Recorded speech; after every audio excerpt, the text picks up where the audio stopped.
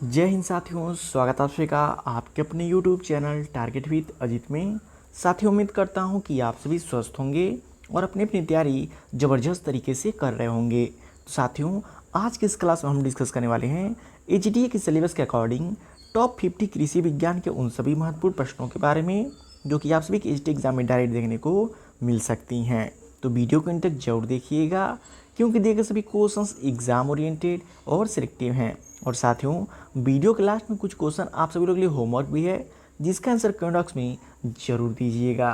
तो आइए देखते हैं। जैसे पहला प्रश्न है, सामान्यतः बाढ़ जिसे हेज कहा जाता है लगाने का समय क्या होता है।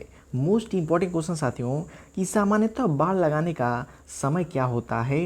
तो याद रखिएगा, जून जुलाई में लगाया जाता है क्या, बाढ़। तो इम्पॉर्टेंट क्वेश्चन है, याद रखिएगा। नेक्स्ट क्वेश्चन है, मखाना को किस अन्य नाम से जाना जाता है। बात करें साथियों मखाना की कि किस अन्य नाम से जाना जाता है, तो याद रखिएगा गॉर्गन नट के नाम से जाना जाता है। किस नाम से? गॉर्गन नट के नाम से जाना जाता है। तो याद रखिएगा, इम्पॉर्टेंट क्वेश्चन है। नेक्स्ट क्वेश्चन जो कि मोस्ट इंपॉर्टेंट है, इंट्रा स्पेसिफिक हाइब्रिडाइजेशन किसके बीच संकरण है। साथियों, जेनेटिक्स का मोस्ट इंपॉर्टेंट क्वेश्चन है और कन्फ्यूजन वाला क्वेश्चन है कि इंट्रा स्पेसिफिक हाइब्रिडाइजेशन किसके बीच का संकरण है। तो याद रखिएगा, एक ही किस्म के दो विभिन्न जातियों के पौधे के बीच का संकरण होता है। एक ही किस्म के और दो विभिन्न जातियों के बीच के पौधे का संकरण होता है, वो क्या कहलाता है?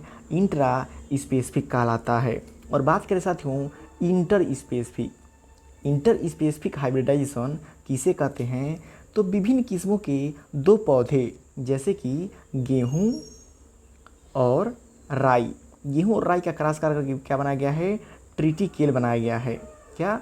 ट्रिटिकेल बनाया गया है। तो वो किसका एग्जाम्पल है? इंटर स्पेसिफिक हाइब्रिडाइजेशन का एग्जाम्पल है। और एक ही किस्म के दो पौधे की बात करें तो यह इनब्रीडिंग के अंतर्गत आ जाएगा। तो याद रखिएगा, जब बात करें एक ही किस्म के जो कि दो विभिन्न जातियों के बीच का संकरण जो होता है वो इंट्रा स्पेसिफिक हाइब्रिडाइजेशन होता है। और जो कि विभिन्न किस्म के दो पौधे की बात करें तो इंटर स्पेसिफिक हाइब्रिडाइजेशन हो जाता है। तो ये सभी पॉइंट्स को याद रखिएगा, एग्ज़ाम में देखने को मिल सकती हैं। नेक्स्ट क्वेश्चन है, निम्नलिखित में से कौन सा जीव गन्ने में स्मट रोग उत्पन्न करता है। बात करें कि इन चारों में से कौन सा एक ऐसा जीव है जो गन्ने में स्मट रोग पैदा करता है। तो याद रखिएगा, अस्टिलेगो। अस्टिलेगो जो होता है गन्ने में स्मट रोग उत्पन्न करता है। तो आइए इसके साथ ही गन्ने के अन्य रोगों के बारे में समझते हैं क्योंकि रोगों से ही क्वेश्चन एग्जाम में देखने को मिल सकता है। रेड रॉट की बात करें, रेड रॉट रोग किसके कारण फैलता है? तो क्लेटोटिकम फाल्केटम नामक फफूंद द्वारा होता है। और बात करें स्मट रोग की तो यह अस्टिलेगो सिटेमिनिया नामक कवक द्वारा होता है। तो बात किया हुआ इस क्वेश्चन में स्मट रोग की तो किसके कारण होता है? अस्टिलेगो सिटेमिनिया नामक कवक के द्वारा होता है। किसके द्वारा? कवक के द्वारा होता है। और मोस्ट इम्पॉर्टेंट रोग ये हो जाता है रैट्यून स्टंटिंग। किसके कारण होता है? तो जीवाणु के द्वारा होता है। कई बार एग्जाम पूछाता है रैट्यून स्टंटिंग रोग किस में लगता है, तो याद रखिएगा गन्ना में लगता है। बात करें ग्रासी भाट रोग किसके द्वारा फैलता है? फाइटोप्लाज्मा के द्वारा फैलता है। और बात करें गमोसिस की तो याद रखिएगा जीवाणुओं के द्वारा फैलता है। तो इन सभी रोगों को याद रखिएगा क्योंकि यहाँ से एक रोग आपके एग्जाम में देखने को मिल सकता है। तो साथियों, क्वेश्चन का लेवल आप सभी को देख के पता चल रहा होगा कि दिए गए सभी क्वेश्चंस एग्जाम ओरिएंटेड और सिलेक्टिव हैं। तो वीडियो की क्वालिटी और कंटेंट आप सभी को पसंद आ रहा हो तो प्लीज़ वीडियो को लाइक और शेयर करके चैनल को सब्सक्राइब जरूर कर लीजिएगा। नेक्स्ट क्वेश्चन है, निम्नलिखित में से कौन सी प्रक्रिया एब्सिक एसिड की भूमिका से संबंधित नहीं है। इनमें से आपको बताना है कौन सी एक ऐसी प्रक्रिया है जो कि एब्सिक एसिड की भूमिका से संबंधित नहीं है। तो बात करें स्टोमेटा क्लोजर, बिल्कुल होता है। स्टोमेटा क्लोज करने में एब्सिक एसिड काम आता है। डोरमेंसी की बात करें तो बिल्कुल काम आता है। पार्श्व कलिका विकास की बात करें तो इसके विकास में ऑक्सीन जो कि काम में आता है। तो राइट आंसर ऑप्शन सी हो जाएगा। सी जो है कि एब्सिक एसिड की भूमिका से संबंधित नहीं है। बाकी बात करें तनाव के विरुद्ध रक्षा, तो ये भी काम करता है कौन, EVA। तो इम्पॉर्टेंट क्वेश्चन है, याद रखिएगा। नेक्स्ट क्वेश्चन है, समान रूप श्रृंखला नियम किसने प्रस्तुत किया था। मोस्ट इम्पॉर्टेंट क्वेश्चन है कि समान रूप श्रृंखला का नियम किसने प्रस्तुत किया था। तो किसने प्रस्तुत किया था, याद रखिएगा, NI वेविलोव ने। इसने NI वेविलोव ने समान रूप श्रृंखला का नियम जो कि प्रस्तुत किया था। नेक्स्ट क्वेश्चन है, वह अंश जो ह्यूमस का हिस्सा है परंतु अम्ल या क्षार द्वारा घुलनशील नहीं होता है, उसे कहते हैं। मोस्ट इम्पॉर्टेंट क्वेश्चन है और यहाँ से कुल आपको 3 क्वेश्चन लर्न होने वाले हैं। पहला तो ये है, वह अंश जो ह्यूमस का हिस्सा है परंतु अम्ल या क्षार द्वारा घुलनशील नहीं होता है, वो क्या कहलाता है। तो याद रखिएगा, ह्यूमिन कहलाता है। क्या कहलाता है, ह्यूमिन कहलाता है। और साथियों यही क्वेश्चन यदि पूछ देता कि ह्यूमस का वह अंश जो अम्ल या क्षार द्वारा पूर्णतः घुलनशील है, तब कौन सा हो जाएगा, ह्यूमिक एसिड हो जाएगा। ह्यूमिक एसिड जो होता है ह्यूमस के अम्ल या क्षार में पूर्णतः घुलनशील होता है। और बात करें अंशतः की, कि वह ह्यूमस का हिस्सा जो अम्ल या क्षार में आंशिक घुलनशील है, वो कौन सा होता है। तो याद रखिएगा, फुल्विक एसिड हो जाता है। तो ये तीनों पॉइंट इंपॉर्टेंट हैं। यदि बात करें घुलनशील नहीं होता है तो ह्यूमिन हो जाता है, पूर्णतः घुलनशील होता है तो ह्यूमिक एसिड हो जाता है, अंशतः की बात करेगा तो फुल्विक एसिड हो जाएगा। इन तीनों पॉइंट्स को याद रखिएगा। नेक्स्ट क्वेश्चन है, मृदा के 0.1 से 0.5 मिलीमीटर आकार वाले कणों का हवा के द्वारा क्षरण किस नाम से जाना जाता है। बात करें साथियों, जिन सॉइल पार्टिकल्स का आकार जो कि 0.1 से 0.5 मिलीमीटर के आकार का होता है, वो किसके अंतर्गत आता है। तो याद रखिएगा, वो आता है साल्टेशन के अंतर्गत आता है। किसके अंतर्गत, साल्टेशन के अंतर्गत आता है। और बात करें जब एग्जाम में क्वेश्चन पूछे सतही क्रीप के अंतर्गत आने वाले जो कि मृदा कणों का आकार कितना होता है, तो याद रखिएगा 0.5 से अधिक होता है, 0.5 मिलीमीटर से अधिक होता है। और इस प्रकार की जो कि क्षरण द्वारा 2 से 4% क्षरण होता है, ये भी याद रखिएगा। और साल्टेशन के द्वारा जो इरोजन होता है वो 50 से 75% तक इरोजन किसके द्वारा होता है, साल्टेशन के द्वारा, जिसमें मृदा कणों का आकार 0.1 से 0.5 के बीच का होता है। और बात करें साथियों सस्पेंशन की, तो इनमें मृदा कणों का आकार 0.1 से छोटा होता है और इससे जो कि कुल क्षरण का 4 से 8% क्षरण होता है। तो इम्पॉर्टेंट क्वेश्चन है, याद रखिएगा। यदि साल्टेशन की बात करें तो मृदा कणों का आकार 0.1 से 0.5 mm होता है। यदि सतही क्रीप की बात करें तो मृदा कणों का आकार 0.5 mm से अधिक होता है। नेक्स्ट क्वेश्चन है, मृदा संरचना का तात्पर्य प्राथमिक और द्वितीयक कणों की विशेष व्यवस्था से होता है। निम्नलिखित में से कौन सी मृदा संरचना फसल की खेती के लिए सबसे उपयुक्त मानी जाती है। बात करें साथियों, इन चारों में से कौन सी मृदा की संरचना एक ऐसी है जो कि खेती के लिए सबसे उपयुक्त मानी जाती है। तो कौन सी होती है, याद रखिएगा, स्फेरॉइडल हो जाता है। कौन सा होता है, स्फेरॉइडल हो जाता है। बाकी पौध जैसी संरचना कुछ होती ही नहीं है। प्रिज्म लाइक स्ट्रक्चर की बात करें तो यह जो कि अर्ध शुष्क क्षेत्रों में पाई जाती है। और ब्लॉकी स्ट्रक्चर की बात करें तो यह जो कि सॉइल प्रोफाइल के बीज संस्तर में पाया जाता है, क्योंकि यहाँ की मृदा सब सॉइल होती है। और सब सॉइल मृदा कहाँ पाई जाती है, बीज संस्तर में पाई जाती है। और बीज संस्तर में आप सभी लोगों को पता है, बीज संस्तर में जो कि कृषि का कार्य नहीं हो पाता है, वहाँ तक हल पहुँच ही नहीं पाता है। तो इन पॉइंट्स को याद रखिएगा। राइट आंसर ऑप्शन डी हो जाएगा। और इसके बारे में आइए डिटेल में समझते हैं। तो बात करें मृदा संरचना का वर्गीकरण। मृदा संरचना का वर्गीकरण कितने भागों में किया गया है, 4 भागों में किया गया है।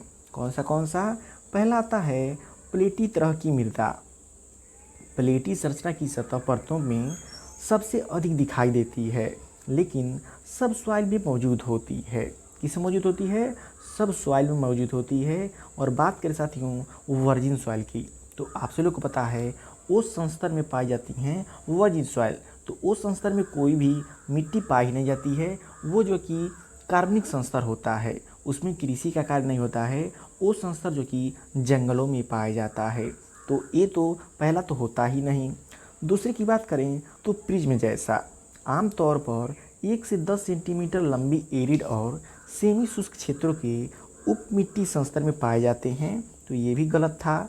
लेकिन तीसरा है ब्लॉक की तरह, ब्लॉकी स्ट्रक्चर, ये आमतौर पर सब सॉइल तक ही सीमित होती है। और सब सॉइल कहाँ पे होती है? बीज संस्तर में होती है। बात करें साथियों गोलाकार, गोलाकार जो संरचना होती है, गोल समुच्चय या पैड अक्सर 2 सेंटीमीटर व्यास से अधिक नहीं होते हैं, जो कि ढीली स्थिति में अक्सर इस संस्तर में पाए जाते हैं। तो इस संस्तर की जो सॉइल होती है वो कृषि के लिए उपयुक्त होती है। लेकिन गोलाकार जो कि ऑप्शन में नहीं था, तो राइट आंसर ऑप्शन डी वहाँ पे हो गया है। तो साथियों वीडियो की क्वालिटी और कंटेंट आप सभी को पसंद आ रहा हो तो प्लीज़ वीडियो को लाइक और शेयर करके चैनल को सब्सक्राइब जरूर कर लीजिएगा। नेक्स्ट क्वेश्चन है, निम्नलिखित में से कौन सा सहयोगी नाइट्रोजन स्थिरीकरण करने वाला जीवाणु है? इनमें से बात करें कौन सा जो कि सहयोगी नाइट्रोजन स्थिरीकरण करने वाला जीवाणु है, तो याद रखिएगा कौन सा होता है? एजोस्पिरिलियम हो जाता है। कौन सा होता है? एजोस्पिरिलियम हो जाता है। और साथियों बात करें अजोटोबैक्टर की, तो एजिटोबैक्टर जो कि सहजीवी और फ्री लिविंग बैक्टीरिया है और एजिसोस्पाइरलिनम भी है। लेकिन एजिटोबैक्टर जो कि पौधों की जड़ों में गांठ बनाने का काम करता है, लेकिन एजियोस्पाइरलिनम जो कि घास कुल के पौधों के जड़ों पर पाया जाता है, जो कि नोड्यूल निर्माण का काम नहीं करता है, यह सिर्फ नाइट्रोजन फिक्सेशन का कार्य करता है। और यह जो कि सहयोगी रूप में होता है, किस रूप में? सहयोगी रूप में उपस्थित होता है। तो इम्पोर्टेंट क्वेश्चन है, याद रखिएगा कि एजोस्पिरिलियम जो होता है वो सहयोगी नाइट्रोजन स्थिरीकरण करने वाला जीवाणु होता है, यह जो कि जड़ गांठों का निर्माण नहीं करता है। नेक्स्ट क्वेश्चन है, मृदा की पीएच में अचानक बदलाव का प्रतिरोध करने की क्षमता को क्या कहते हैं? तो याद रखिएगा बफरिंग क्षमता कहते हैं। क्या कहते हैं? बफरिंग क्षमता कहते हैं। नेक्स्ट क्वेश्चन है, मृदा में जल की मात्रा मापन के लिए हम कौन सी विधियों का उपयोग कर सकते हैं? बात करें साथियों सॉइल में, इस सॉइल में जल की मात्रा की माप करने के लिए हम इनमें से किन विधियों का प्रयोग कर सकते हैं?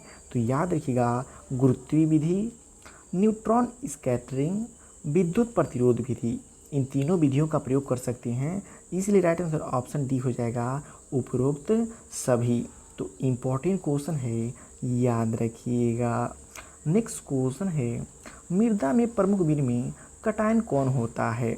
बात करें कि मृदा में प्रमुख विनिमय कटायन कौन सा होता है, तो याद रखिएगा कैल्शियम +2 होता है। कौन सा होता है? कैल्शियम +2 आयन हो जाता है।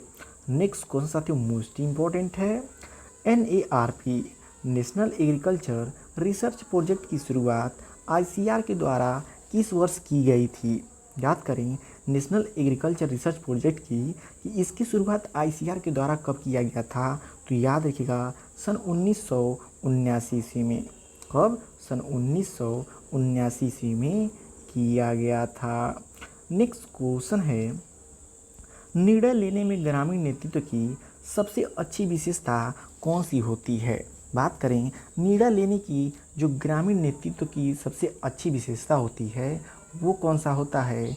भागीदारी आधारित होता है। कौन सा होता है? भागीदारी आधारित होता है। नेक्स्ट क्वेश्चन है, लोकतंत्र विकेंद्रीकरण की शुरुआत कब हुई थी? बात करें साथियों लोकतंत्र विकेंद्रीकरण की शुरुआत जो कि सन 1957 ईस्वी से हुई थी। कब से? सन 1957 ईस्वी से हुई थी। नेक्स्ट क्वेश्चन है, राष्ट्रीय प्रदर्शन नेशनल डिमॉन्स्ट्रेशन किसका उदाहरण है?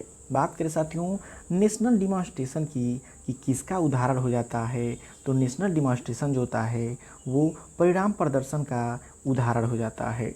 किसका? परिणाम प्रदर्शन का एग्जाम्पल हो जाता है। नेक्स्ट क्वेश्चन है, कुल भौतिक उत्पाद वक्र पर वक्र का मोड़ बिंदु वह होता है जब क्या होता है, याद रखिएगा एपीपी सबसे अधिक होता है। क्या होता है, एपीपी सबसे अधिक हो जाता है। नेक्स्ट क्वेश्चन साथियों मोस्ट इंपॉर्टेंट है, जब किसान अपनी भूमि, श्रम और पूंजी को मिलाकर एक निर्वाचित प्रबंधन समिति के निर्देशन में कार्य करते हैं और लाभ को भूमि योगदान और श्रम के अनुसार आपस में बांटते हैं तो इसे क्या कहते हैं। तो याद रखिएगा साथियों, इस प्रकार की खेती को सहकारी खेती कहते हैं। क्या कहते हैं, सहकारी खेती कहते हैं। बात करें कृषक खेती की तो भारत में 82% जो कि कृषक खेती होती है, जो कि सबसे अधिक होती है। पूंजीवादी खेती की बात करें तो यह जो कि लोगों के द्वारा नहीं अपनाई जाती है, और सामूहिक कृषि की बात करें तो यह जो कि भारत देश में अपनाया ही नहीं जाता है। तो राइट आंसर ऑप्शन ए हो जाएगा, सहकारी खेती। कब, जब किसान अपनी भूमि, श्रम, पूंजी को मिला करके जो कि एक प्रबंधन समिति के निर्देशन में मिल करके कार्य करते हैं और लाभ को आपस में बांट लेते हैं। नेक्स्ट क्वेश्चन है, निम्नलिखित में से कौन उत्तर प्रदेश की राज्य मछली है। उत्तर प्रदेश की इनमें से कौन सी राज्य मछली है। तो याद रखिएगा चिताला, चिताला। कौन सा होता है, चिताला, चिताला। नेक्स्ट क्वेश्चन है, कंप्यूटिंग में वर्चुअलाइजेशन क्या है। कंप्यूटिंग की प्रक्रिया में वर्चुअलाइजेशन क्या होता है। तो याद रखिएगा हार्डवेयर या ऑपरेटिंग सिस्टम का वर्चुअल वर्जन बनाना। क्या करना, हार्डवेयर या ऑपरेटिंग सिस्टम का वर्चुअल वर्जन बनाना हो जाता है। नेक्स्ट क्वेश्चन है, एंटीवायरस किस प्रकार का सॉफ्टवेयर है। बात करें साथियों एंटीवायरस की कि किस प्रकार का सॉफ्टवेयर होता है, तो एंटीवायरस जो कि यूटिलिटी सॉफ्टवेयर होता है। कौन सा सॉफ्टवेयर होता है, यूटिलिटी सॉफ्टवेयर हो जाता है। नेक्स्ट क्वेश्चन है, टास्क मैनेजर को खोलने के लिए विंडोज़ में किस कमांड का उपयोग किया जाता है। बात करें साथियों टास्क मैनेजर को खोलने के लिए विंडोज़ में किस कमांड का प्रयोग किया जाता है। तो याद रखिएगा Ctrl+Shift+ESC यानी कि एस्केप का प्रयोग किया जाता है। जब टास्क मैनेजर को खोलना हो तो उसको खोलने के लिए विंडोज़ में Ctrl+Shift+ESC एस्केप का जो कि कमांड प्रयोग किया जाता है, जिससे विंडोज़ ओपन हो जाता है। नेक्स्ट क्वेश्चन है, कंप्यूटर नेटवर्क पर सुरक्षित संचार के लिए किस प्रोटोकॉल का उपयोग किया जाता है और यह SSL पर आधारित है। तो कौन सा होता है, याद रखिएगा TLS हो जाता है। कौन सा होता है, TLS हो जाता है। नेक्स्ट क्वेश्चन है, उत्तर प्रदेश सरकार ने किस कक्षा के लिए मातृत्व शिशु एवं बालिका मदद योजना शुरू किया है। तो साथियों याद रखिएगा श्रमिकों के लिए शुरू किया है। किसके लिए, उन श्रमिकों के बच्चों के लिए शुरू किया है जो कि प्रसवकालीन अवस्था में भी वो काम करते हैं, तो उनके बच्चों के लिए यह योजना चलाया गया है। नेक्स्ट क्वेश्चन है, निम्नलिखित कथनों पर विचार करें। निम्नलिखित कथनों पर विचार करें कि इनमें से क्या सही है। तो पहला ऑप्शन की बात करें तो मुख्यमंत्री समग्र ग्राम विकास योजना सन 2018 में शुरू की गई थी, बिल्कुल सही है। योजना के माध्यम से शहीद ग्राम की परिकल्पना की गई थी, तो ये भी बिल्कुल सही है कि मुख्यमंत्री समग्र ग्राम विकास योजना सन 2018 में शुरू किया गया था। और दूसरा की बात करें तो योजना के माध्यम से शहीद ग्राम की परिकल्पना की गई थी, तो दोनों राइट है। नेक्स्ट क्वेश्चन है, प्रभु की रसोई योजना के तहत गरीबों को कितने रुपए में भोजन उपलब्ध कराया जाएगा। प्रभु की रसोई योजना के तहत गरीबों को कितने रुपए में जो कि भोजन उपलब्ध कराया जाएगा। तो याद रखिएगा निःशुल्क यानी कि मुफ्त भोजन उपलब्ध कराया जाएगा। किस योजना के अंतर्गत, प्रभु की रसोई योजना के अंतर्गत। तो याद रखिएगा इम्पोर्टेंट क्वेश्चन है। नेक्स्ट क्वेश्चन है, सवेरा योजना क्या है। तो याद रखिएगा सवेरा योजना का मतलब योग का प्रसार से नहीं है या फिर शिक्षक का प्रसार से नहीं है। सवेरा योजना का तात्पर्य है आपात स्थिति में वरिष्ठ नागरिकों की मदद करना। वो क्या होता है, सवेरा योजना के अंतर्गत आती है। नेक्स्ट क्वेश्चन है, उत्तर प्रदेश में सबसे कम शहरीकरण प्रतिशत वाला जिला कौन सा है? तो याद रखिएगा श्रावस्ती। उत्तर प्रदेश में सबसे कम शहरीकरण प्रतिशत वाला जिला कौन सा होता है? तो श्रावस्ती हो जाती है। नेक्स्ट क्वेश्चन है, राज्यपाल संबंधी निम्न कथनों में से सही का चुनाव करें। राज्यपाल के संबंध में इन चारों में से बताना है कौन कौन सा सही है। तो बात करें, उसे जन्म से भारत का नागरिक होना चाहिए, उसकी आयु कम से कम 35 वर्ष हो, लोकसभा सदस्य होने की योग्यता रखता हो, वह एकाधिक राज्यों का राज्यपाल हो सकता है। तो साथियों बात करें कि राज्यपाल के संबंध में ये सही है कि उसकी आयु कम से कम 35 वर्ष हो, बिल्कुल सही है दूसरा। तीसरा की बात करें, लोकसभा सदस्य होने की योग्यता रखता हो, तो तीसरा भी सही है। वह एकाधिक राज्यों का राज्यपाल हो सकता है, ये भी बिल्कुल सही है। तो 2, 3 और 4 सही है। और पहले की बात करें तो उसे जन्म से भारत का नागरिक होना चाहिए, ये आवश्यक नहीं है। तो राइट आंसर ऑप्शन ए हो जाएगा। ये जो है कि सही सुमेलित नहीं है, बाकी 2, 3 और 4 सही सुमेलित हैं। तो आप सभी के यूपीटी एग्ज़ाम में ऐसे ही स्टेटमेंट वाले क्वेश्चन देखने को मिलने वाले हैं। नेक्स्ट क्वेश्चन है, पंचायती राज एक व्यवस्था है। पंचायती राज एक कौन सी व्यवस्था है? तो याद रखिएगा, पंचायती राज जो होती है जैव संबंधों के समान त्रिस्तरीय प्रणाली की होती है। किसके? त्रिस्तरीय प्रणाली की होती है। साथियों हिस्ट्री, यूपी हिस्ट्री संबंधित कुछ महत्वपूर्ण तथ्य हैं जो कि आप नोट कर लीजिएगा कि सल्तनत काल के महत्वपूर्ण निर्माण कौन कौन से हो जाते हैं। तो बात करें, बार बार एग्जाम में पूछाता है जौनपुर की स्थापना किसने किया था? तो याद रखिएगा, फिरोज शाह तुगलक ने अपने जो कि भाई मोहम्मद बिन तुगलक की याद में या उर्फ जौना खा, मोहम्मद बिन तुगलक जौना खा की याद में जौनपुर शहर की स्थापना कराई थी। आगरा शहर की स्थापना बार बार एग्जाम में पूछाता है। तो 1504 ईस्वी में सिकंदर लोदी ने आगरा शहर की स्थापना की थी। और तीसरा क्वेश्चन ये पूछाता है, जौनपुर में स्थित जामा मस्जिद और लाल दरवाज़ा का निर्माण, जौनपुर में स्थित जामा मस्जिद और लाल दरवाज़ा का निर्माण किसने करा था? हुसैन शाह सरकी ने करा था। और चौथा ये बार बार एग्जाम पूछाता है, जौनपुर के अटाला मस्जिद, जौनपुर के अटाला मस्जिद व झांझरी मस्जिद का निर्माण किसने करा था? तो इब्राहिम शाह सरकी। तो देखिए, जब लाल दरवाजे की बात करेगा, जामा मस्जिद और लाल दरवाज़ा, तो हुसैन शाह सरकी हो जाएगा। जामा मस्जिद, लाल दरवाज़ा, हुसैन शाह। और झांझरी मस्जिद की बात करेगा तो याद रखिएगा इब्राहिम शाह सरकी हो जाता है। और पांचवा पूछता है, बदायूं का जामा मस्जिद का निर्माण किसने कराया था?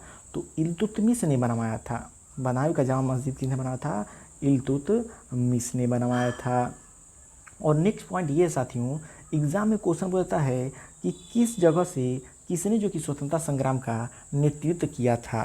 तो जब भी एग्ज़ाम में क्वेश्चन पूछता है लखनऊ से, लखनऊ से स्वतंत्रता संग्राम का नेतृत्व किसने किया था? तो बेगम हजरत महल ने किया था। कानपुर से नाना साहब ने किया था। बरेली से खान बहादुर खान ने किया था। और प्रयागराज से लियाकत अली ने किया था। साथियों हर बार के यूपीटीएससी एग्ज़ाम में यहाँ से एक क्वेश्चन देखने को मिल रहे हैं। और बात करें अयोध्या की, तो मौलवी अहमदुल्लाह ने किया था। कालपी से तात्या टोपे ने, मथुरा से देवी सिंह और मेरठ से कदम सिंह ने नेतृत्व किया था। तो ये आप सभी की यूपीटीएससी एसटी एग्ज़ाम संबंधित वे सभी महत्वपूर्ण प्रश्न जो कि आप सभी के एसटी एग्ज़ाम में डायरेक्ट देखने को मिल सकती हैं। तो वीडियो आपको कैसा लगा कमेंट करके फीडबैक जरूर दीजिएगा। और वीडियो पसंद आए प्लीज़ वीडियो को लाइक और शेयर करके चैनल को सब्सक्राइब जरूर कर लीजिएगा।